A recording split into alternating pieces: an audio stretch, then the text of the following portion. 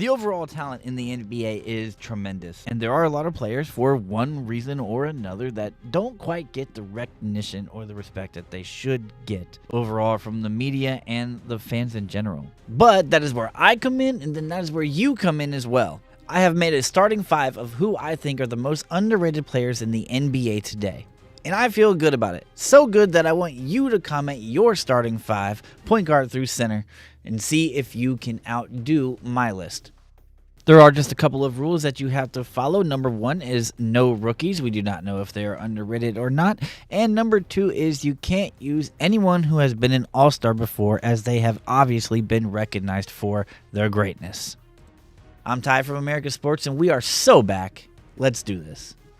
Starting at the point guard position, I believe there's no other way to go than Jamal Murray. Jamal is an NBA champion who played a pivotal role in getting to and winning that championship, and Murray has averaged 20 points or more for the last 4 seasons. Despite all that, the only awards he has ever won individually are rookie awards in the All-Rookie Team and NBA Rookie of the Month one time, which means, despite his greatness, he has never been labeled as an all-star.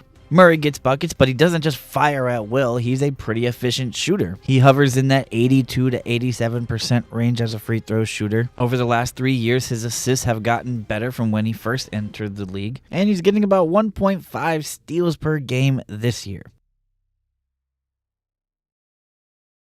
But the best part about Murray, you know it, I know it, the world knows it, is that when the lights get brighter, he gets better. He's one of the few NBA guys, not just in this era, but in history, that ups all of his numbers in the playoffs compared to his regular season stats. Since he entered the league in 2016-2017, to not be named an All-Star one time is textbook underrated. At shooting guard, without a doubt, I've got Franz Wagner. The guy's an absolute stud who's getting career highs in points, rebounds, assists, and steals all this year, as Orlando is trusting him even more to do more for the team. The Magic's number 1 option, Banchero, went down early in the season, and a lot of people thought Orlando was going to fold. Well, Franz and company had other plans. This is his 4th year in the league, and he's only 23 years old. On average, he's getting about the same playing time that he got the last couple of seasons, but he made a major jump from 19.7 points per game to 25.1 points per game this year.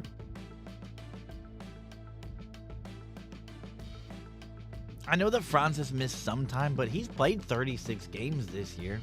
I absolutely had him in as an all-star, and this just plays more into my point of how underrated he is. And I think that if he has these same numbers next year, or even better numbers next year, he should be an all-star. His one vice is the same as Banchero's, and that's rough when you're teammates, which is they may never be great three-point shooters. This Orlando Magic team this year is not great at three-point shooting, but in the future, if you surround Franz and Banchero with three-point shooting and defense being what they have now, you're going to end up with a scary good team, with Franz as really the 1B kind of guy. Banchero is the one who gets almost all the recognition, though.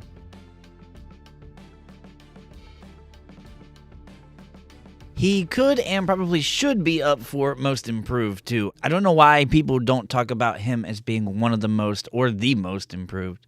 I'm making an entire new video of the Most Improved, and when you see my shooting guard, you'll see why I didn't.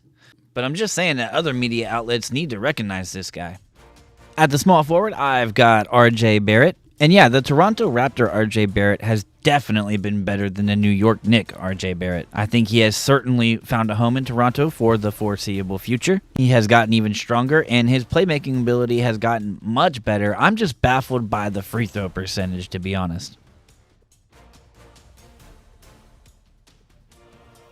And here's a fun fact, RJ Barrett was on my most improved list of last year's video that you can go check out right up here if you want to check out last year's. Funny enough, on my underrated starting 5, 3 of those guys from last year's video are now all-stars this year. But anyways, if Barrett and the Raptors can become competitive next year, RJ will get a lot more recognition. And Scotty Barnes might be an overall a little bit better player than RJ as of right now, but it'll be between RJ and Ingram for the top scorer on the team next year for sure. RJ is a guy that I've been watching for years now, and I've just always liked his game, especially the game that he has now. And think about it, he's only 24 years old, so it's going to keep expanding. He does a little bit of everything well, except for, like I said, the free throw shooting, but that can definitely be improved. He used to be, like a 70 to 75% free throw shooter, so we know that he can. And the turnovers are a little bit higher than they used to be too, but that comes with more playmaking. He's strong, so he can use the post, and he has great spin moves and backdowns. And he also shoots well enough from anywhere on the floor to where he can pretty much do it all. All right, moving on to power forward, and I've got another versatile guy, this one being even better on defense. That's right, I've got Jalen Johnson. Jalen is just 23, and he will be 24 in December of this year. So there's still a lot of growing to do. So far, the only thing that has really stopped him has been his own injuries. That and the fact that Atlanta really didn't start him very much until last season. This year is his 4th year, and we've only seen him start in 94 total games in the NBA. But I absolutely love what I saw this year before the season-ending injury. We saw career highs all across the board in his young career this year before the season-ending injury. In 36 games, he had 20 double-doubles and 1 triple-double. Also getting 2.6 stocks per game. The guy can do it all, and he's especially better at playmaking now. So I guess you could put this guy in the most improved category, but I think he's always been able to do most of this. The Hawks just trusted him more this year to do more, and also the injuries again played a big part in the first few years of his career. Next year, if he keeps improving like this, it may not matter where they are in the standings. As long as he's healthy, he's going to be an all-star, and I would put him over Trae Young for being an all-star. And last but certainly not least, at the center position, we've got Isaiah Hartenstein. He may not be underrated in the sense that, he should be an all-star or anything like that. I think the rest of the world has caught on to how great he is being on OKC. But this mainly been a product of him finally getting some more minutes, starting with the Knicks last season. More importantly, the second half of last season for New York.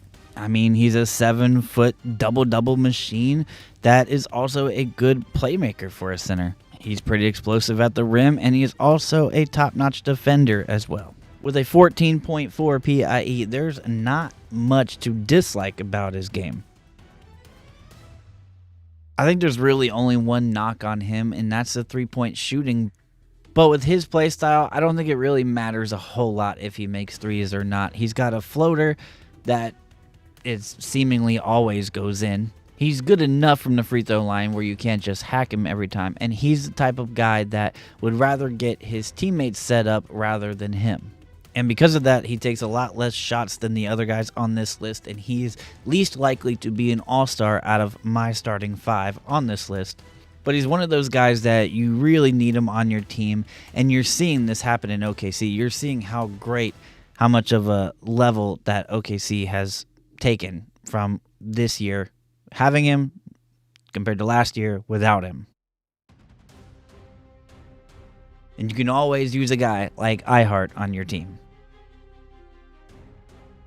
So just to give you a recap of my starting 5, we've got the point guard Jamal Murray, shooting guard we have Franz Wagner, small forward RJ Barrett, power forward Jalen Johnson, and the center is Isaiah Hartenstein. I do want to give a shout out, a couple of honorable mentions though, to point guard Jalen Suggs and small forward or shooting guard Desmond Bane. 2 guys that I wanted to talk about in this video but just couldn't put them on my starting 5. And you may or may not be surprised that some of these guys on the list don't have any NBA awards whatsoever other than what they did as rookies, and some of them don't have any at all.